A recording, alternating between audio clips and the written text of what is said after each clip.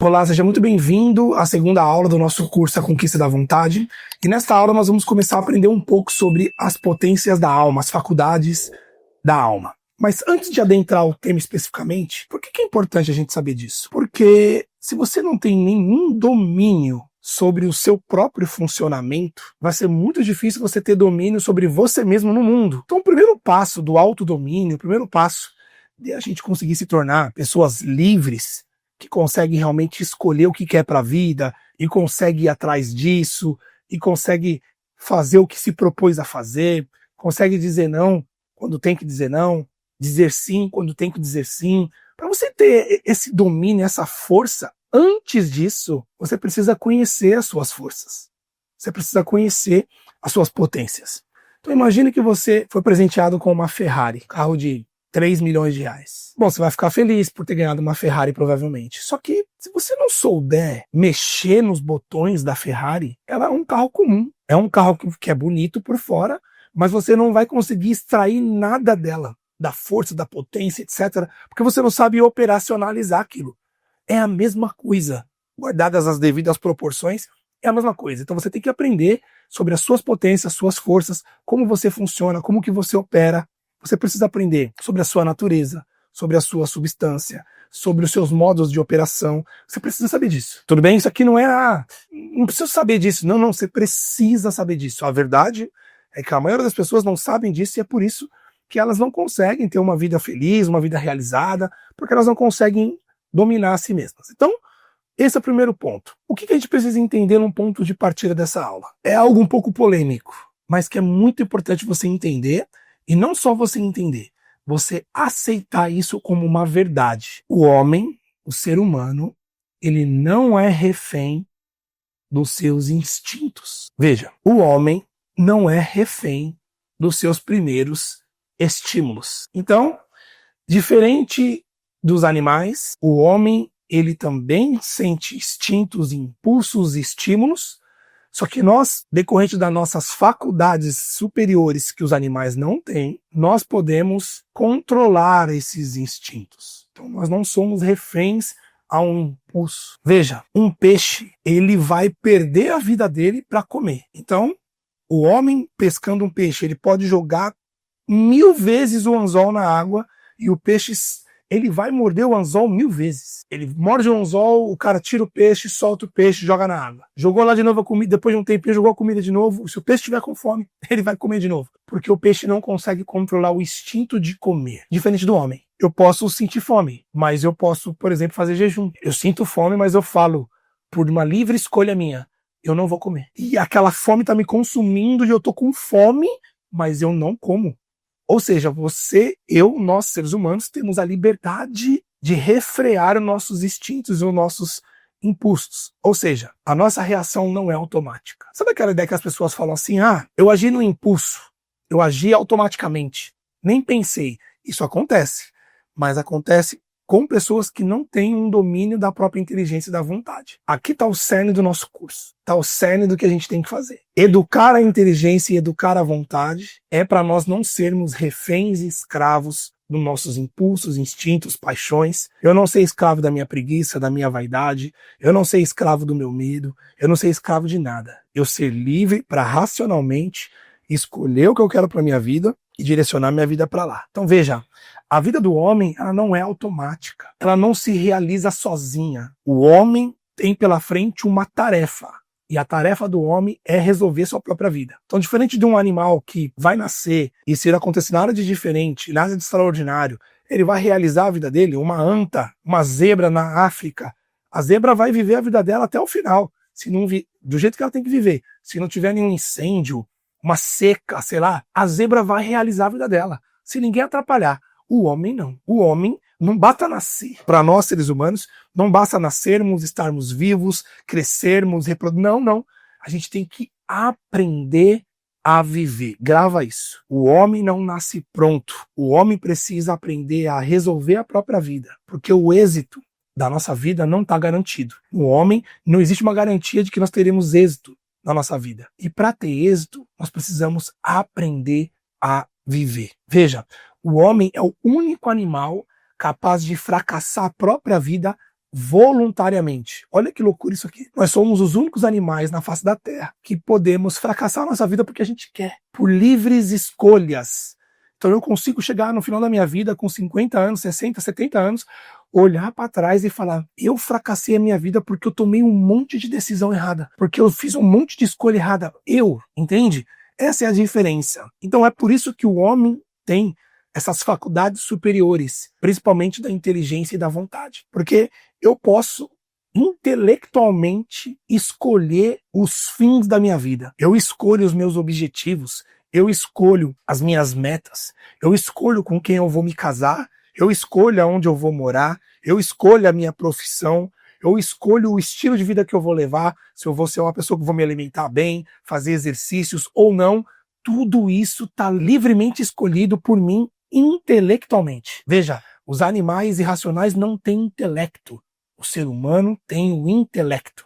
Então a inteligência não é só para calcular QI, calcular o quanto você é esperto, para fazer prova, sei lá. Não. O intelecto é para me dar a potência de direcionar minha vida livremente e saber o que é bom, o que é ruim e escolher isso para mim.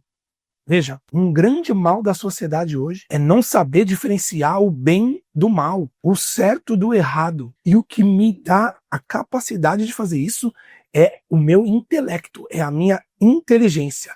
Então eu posso intelectualmente escolher os fins da minha própria vida. Ou seja, eu sou dono de mim mesmo. Você que está me ouvindo é dono ou dona de si própria. E isso tem que estar muito claro. Porque quando eu sei e quando eu aceito esta verdade de que eu sou dono de mim mesmo, não pode haver na minha vida, por exemplo, vitimismo. Eu não posso ser vítima do mundo se eu tenho plena convicção e eu sei que eu sou livre e dono de mim mesmo. Então, as minhas circunstâncias, as minhas condições, nada disso me escraviza, nada disso me vitimiza. Eu não posso olhar para a minha vida e dizer, olha, eu não estou realizando a minha vida por culpa do fulano, do ciclano, do governo. Não, a gente não está realizando a nossa vida porque a gente não está sabendo fazer as coisas.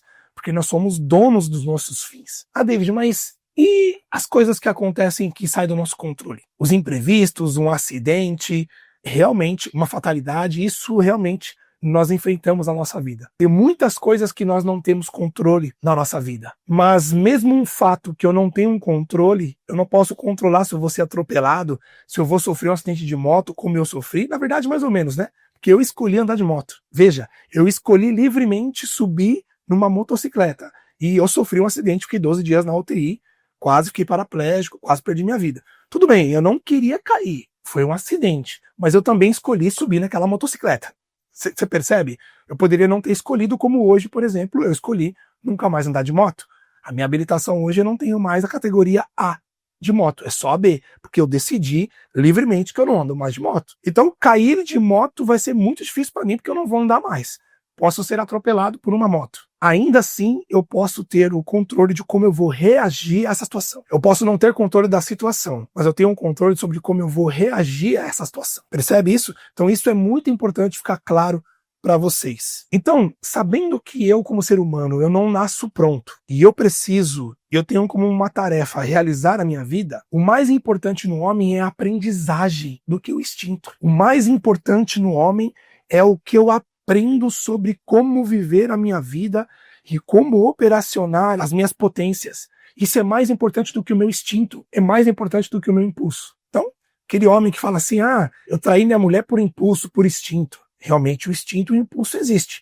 Só que isso não é desculpa, porque o homem ele tem o poder de dizer não. Então, junto com os nossos poderes de inteligência, de vontade, vem a responsabilidade. Então, o homem ele é responsável pelos seus atos, porque ele os comete livremente. Não tem essa de que eu agi sem pensar, eu agi no impulso, por isso eu não posso ser culpado.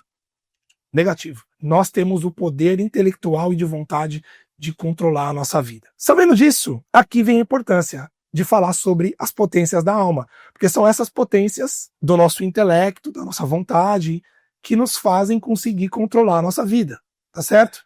Então veja, não é o nosso intuito aprofundar aqui esse tema, que esse tema é um tema enorme, né? Teria que fazer um curso só para falar disso. Então eu vou só passar sobre os principais pontos.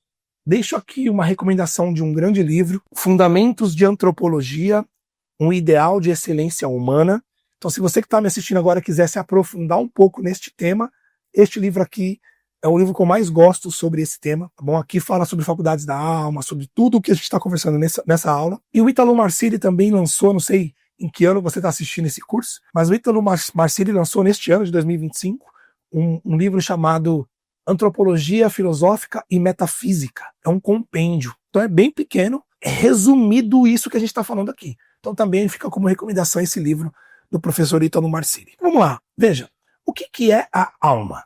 Gente, a alma não é essa ideia que tem em filmes, no Ghost lá, que o cara dizem a alma sai do corpo e o cara fica vagando na terra. Não é isso, tá? A alma humana, ela é um princípio vital. Ou seja, é a alma humana que faz nós estarmos vivos. Imagine a alma humana como uma força que nos torna vivos. Então, quando a gente morre, essa força se apaga. É a alma que se apaga. Então não existe uma alma separada de um corpo. Entenda isso, tá bom? Então não existe uma alma que é superior e que precisa de um corpo para se encarnar. Isso não existe. A alma e o corpo é uma coisa só, é uma unidade. Assim que você foi gerado pela sua mãe, eu sou católico, então nós acreditamos nessa infusão por Deus da alma no nosso ser.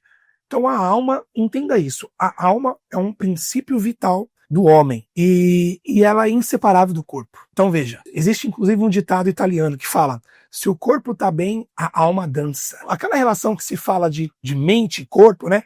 Alma, mente sã, corpo são, isso é verdade. Então se a sua alma está bem, as suas faculdades estão bem, isso influencia no seu corpo. E se o seu corpo está mal, isso influencia nas suas faculdades. Então a saúde, ela procura a alegria, assim como a depressão procura a tristeza. O sonho, a fantasia por algo bom me faz procurar o esforço para buscar aquilo. Por outro lado, o pessimismo, a apatia me afasta da atividade. Percebe como eu estou espiritualmente na minha alma? Vocês vão ver que existe a alma espiritual, que é justamente o intelecto e a vontade. Quando isso está bem, influencia no meu corpo, influencia totalmente. Então não existe divisão entre alma e corpo. Tudo bem? Então, só gravar isso, que a alma é o princípio vital do ser humano. Ótimo. Sabendo disso, existem 3 campos de alma no ser humano: a alma vegetativa, a alma sensitiva e a alma intelectiva. Podemos chamar de faculdades, né? São as 3 faculdades da alma: a faculdade vegetativa, a faculdade sensitiva e a faculdade intelectiva. Faculdade vegetativa. Então, essa potência que nós temos dentro de nós, a faculdade vegetativa, é para a gente sobreviver, crescer e reproduzir. É a parte mais animal que existe no homem. Sobreviver, crescer e reproduzir. É as nossas forças no nível biológico. Então tem a ver com a nossa alimentação, com o nosso crescimento e com a reprodução. Os animais também têm essa faculdade vegetativa. A segunda faculdade é a sensitiva. Aqui já está ligado aos nossos sentimentos e emoções. Então nós temos potências de emoção e de sentimentos na nossa alma. E a terceira é a faculdade racional, a faculdade intelectiva, que é própria no homem. Só o homem tem essa faculdade, que é justamente onde se rompe a necessidade do estímulo e resposta. Lembra que nós falamos agora? O homem não age automaticamente, o homem não age instintivamente, sem pensar de fato, sem passar pelo intelecto. Então não existe isso. E o que nos dá esse poder, essa liberdade, é a faculdade racional. Então vamos agora ver quais são as faculdades vegetativas, quais são as faculdades sensitivas e quais são as faculdades espirituais ou intelectivas. Lembrando que o objetivo do nosso curso não é aprofundar nesse tema. Você só precisa saber que você tem essas potências, porque isso vai ser fundamental no decorrer do nosso curso. Então, faculdades vegetativas: nutrição, crescimento e reprodução. Essas são as 3 vegetativas. Faculdades sensitivas. Primeiro, sentidos externos: visão, audição, olfato, paladar e tato. Veja, os seus sentidos, como você consegue perceber o mundo, experimentar o mundo, é uma faculdade da alma. É uma faculdade sensitiva. São poderes, potências que você como ser humano tem para poder dominar o mundo. Então você tem a visão, o tato, o paladar, o olfato, a audição. São seus sentidos externos, que fazem parte da faculdade sensitiva. Sentidos internos. Nós temos primeiro o senso comum, que é a nossa capacidade de unificar e sintetizar as informações captadas pelos sentidos externos. Se ouve a buzina de um carro, você pensa, buzina de um carro. Você consegue sintetizar essa informação. Por que você consegue fazer isso? Primeiro, o som entrou pelo seu sentido externo, e segundo, que você, pela sua capacidade de senso comum, você consegue identificar que isso é um carro, isso é um latido de um cachorro, entende? Então você tem esse poder interno. Um segundo sentido interno é a imaginação sensitiva. Quando você ouviu a buzina do carro, você consegue imaginar o carro, né? Ah, será que é um carro vermelho, um carro azul? Aparece a buzina de um carro X, uma buzina de uma moto, buzina de uma bicicleta. Então, com a sua imaginação, você consegue começar a organizar essas informações. 3. Memória sensitiva. Essa memória sensitiva é a memória que guarda as nossas sensações, os nossos sentidos. Então, se você, como qualquer criança normal, queimou a sua mão numa panela quente na cozinha da sua mãe, você lembra que pôr a mão na panela quente queima. Essa é uma memória sensitiva, você sabe. Você nunca mais vai pôr a mão na panela quente, é uma vez só, pelo menos. Deveria ser. Da onde que você tem isso? Da sua memória sensitiva. E também, dentro do sentido interno, temos a avaliação. A avaliação é a capacidade de julgar as situações concretamente. Então você consegue olhar e ver se aquilo é bom ou ruim para você, se é perigoso ou se não é perigoso. Então você tem a capacidade de avaliar a situação. Você consegue ver, por ter experiência, que aquele cachorro é muito grande, ele pode ser perigoso, ele pode me morder. Atravessar essa rua aqui, nesse lugar, é perigoso, eu posso ser atropelado. Então, o seu sentido interno de avaliação consegue fazer você julgar situações concretas como úteis ou prejudiciais. Esse é um grande poder que o ser humano também tem. Então esses são os 4 sentidos internos: senso comum, imaginação sensitiva, memória sensitiva e avaliação. Uma outra faculdade sensitiva é o apetite sensitivo. Aqui, o termo apetite, que é muito comum na antropologia, você vai ouvir isso muito na antropologia, metafísica, filosofia. Geralmente você vai ouvir essa ideia de apetite e você vai ligar isso com fome, mas não. O apetite aqui, o significado é uma tendência, uma inclinação, uma predisposição. Então, apetite sensitivo são tendências sensitivas, tendências, inclinações sensitivas. Um exemplo concreto. Eu, David, eu não gosto de chocolate. Não tenho nenhuma inclinação para chocolate. Ou seja, o chocolate não me apetece.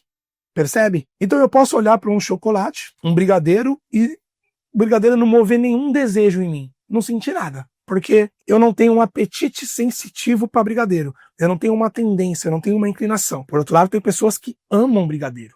Que na hora que vê um brigadeiro, já começa a salivar a boca, me dá vontade de comer, uma vontade louca de comer. Ou seja, essa pessoa tem um apetite sensitivo para chocolate. Ela tem uma tendência para chocolate. Ela tem uma inclinação para chocolate. Ou seja, o apetite sensitivo dá origem aos nossos desejos e impulsos. Olha como isso aqui é maravilhoso. Agora você está entendendo da onde que vem os desejos que você sente e os impulsos que você tem. Agora você está começando a realmente se conhecer de verdade. David, não quer dizer que quando eu olho para um chocolate e tenho um desejo de comer, é porque o meu apetite sensitivo para chocolate ativou o desejo. Exatamente. É por isso que cada pessoa tem os seus próprios desejos e impulsos. Para você, chocolate pode ser muito forte, para mim pode não quer dizer nada, ok? Porque nós temos inclinações em tendências diferentes. Então nós temos aqui, dentro do apetite sensitivo, nós temos o concupiscível e o irascível. Então vai ser muito comum também na antropologia você ouvir falar sobre isso. Apetite concupiscível e apetite irascível. O apetite concupiscível, pensando em valor de tempo, ele tem a ver com o imediato. É aquilo que me leva para um bem imediatamente, como nesse exemplo. Então, o brigadeiro está na minha frente, eu estou vendo o brigadeiro. E isso me faz ter o desejo de comer o brigadeiro. Esse apetite sensitivo que eu tive é o concupiscível. É a concupiscência, que é o desejo por alguma coisa. Isso pode ser bom ou pode ser ruim. E nós temos também o apetite irascível. O irascível já tem mais a ver com o passado e com o futuro. O apetite irascível, que é uma grande força humana, que nós vamos ver isso mais para frente, junto com a força de vontade, o apetite irascível é uma força que move o ser humano. Porque o apetite irascível, que é uma inclinação, uma tendência, ele me faz ir atrás desses bens mais difíceis, mais árduos, que não estão na minha frente.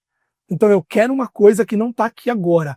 E para atingir isso, eu vou ter que fazer várias coisas. Vou ter que desenhar um projeto, fazer de repente uma logística, eu vou ter que fazer isso, eu vou ter que estudar isso, eu vou ter que comprar isso para poder investir naquilo.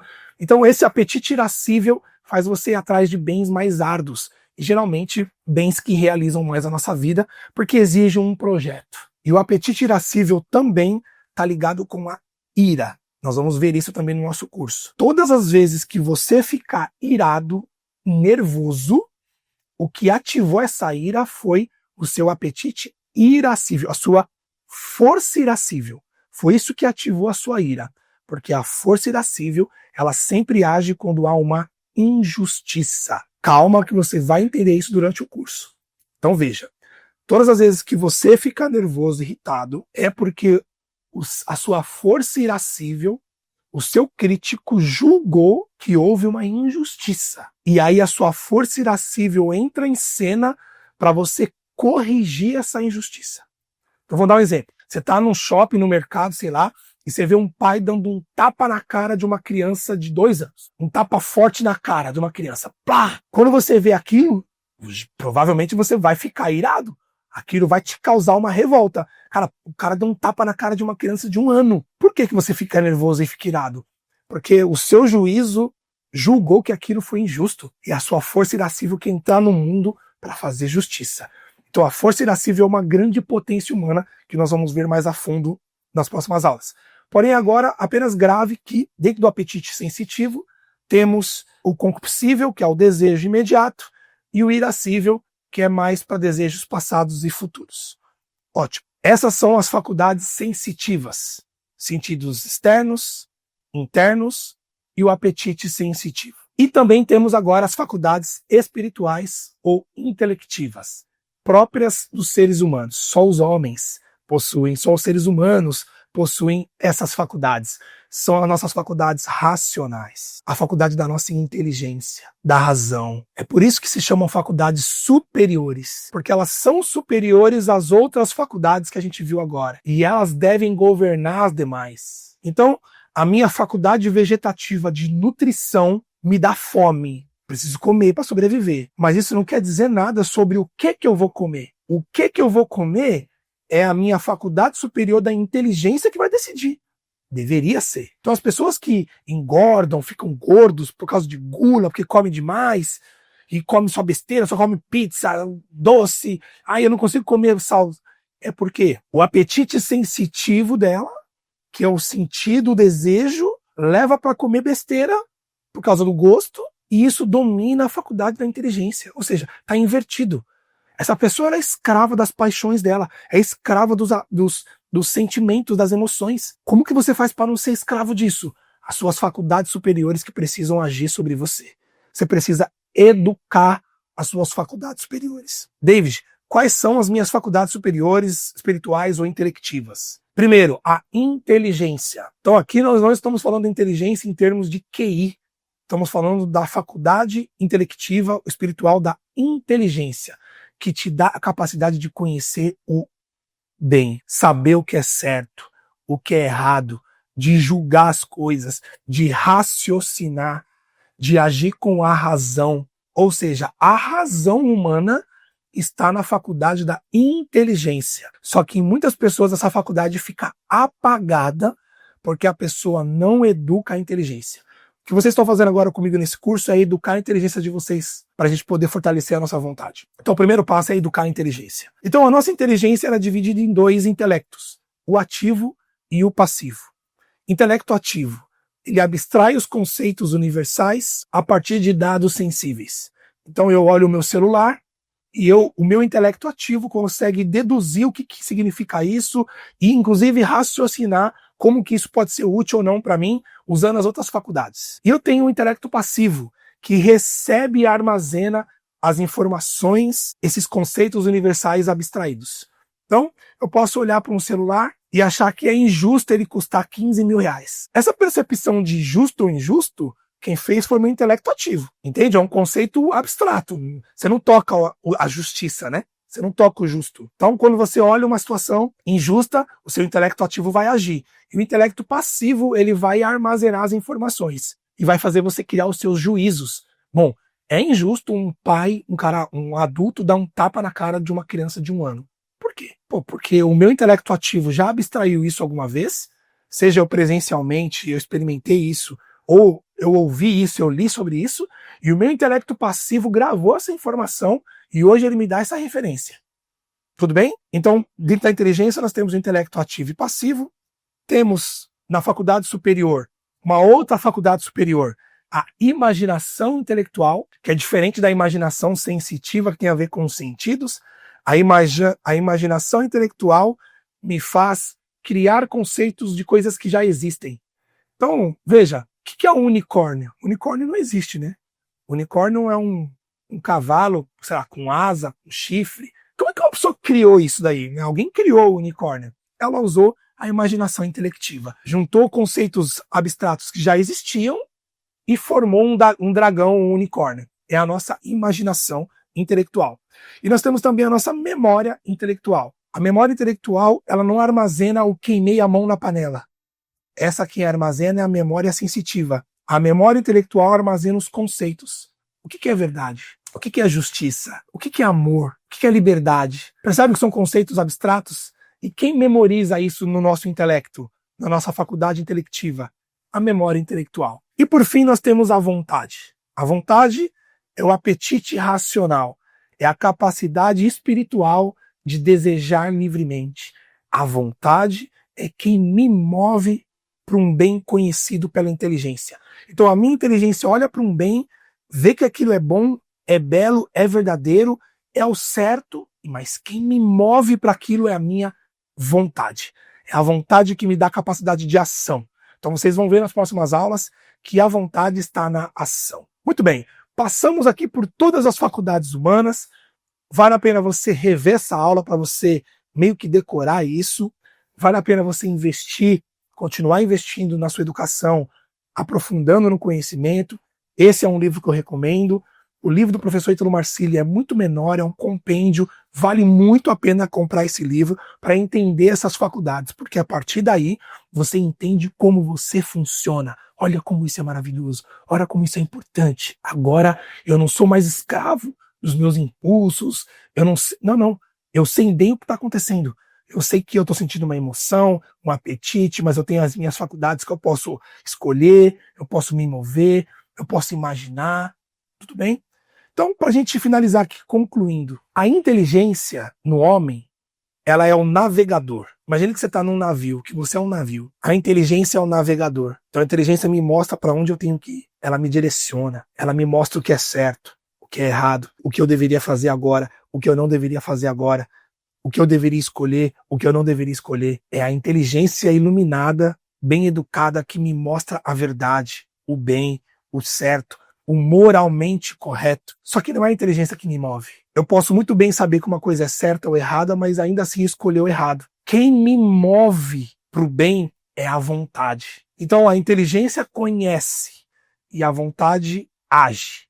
A vontade está na ação. Então quando eu falei no curso a conquista da vontade, é a gente conquistar as nossas ações. Eu conseguir, no meu dia a dia, na minha rotina, agir da melhor forma possível para eu atingir a minha excelência humana, para, se você for católico como eu, atingir a sua santificação, a sua perfeição, para você ser um marido melhor, um pai melhor, um profissional melhor, um ser humano melhor, e assim experimentar melhor as melhores coisas da vida e conquistar as suas recompensas terrenas ou sobrenaturais, né? Transcendentes. Então, a inteligência me mostra o que é o certo, o verdadeiro, o correto. Uma inteligência educada. Porque tem gente que não sabe o que é o certo, o que é o verdadeiro, o que é o correto. Porque a inteligência dessa pessoa não foi educada, não está iluminada. Por isso a importância do aprendizado. Por isso a importância da educação. Estudar para aprender. E depois eu vou educar a minha vontade para que ela me mova para o que eu já sei que é o certo, o verdadeiro, o belo, o bom, o correto. Tudo bem? Pessoal, essa foi a nossa segunda aula, não vou me estender muito, senão vai ficar muito longa. Aqui nós conhecemos um pouco sobre as faculdades da alma, principalmente as faculdades intelectivas, não é? Do intelecto e da vontade, e as faculdades apetitivas ali, do sensitivas, da concupiscência, do irascível. E na próxima aula você vai perceber que as paixões, os sentimentos não são ruins em si. Na verdade, eles são forças auxiliares da nossa vontade. Vejo vocês na próxima aula. Até mais. Força e honra.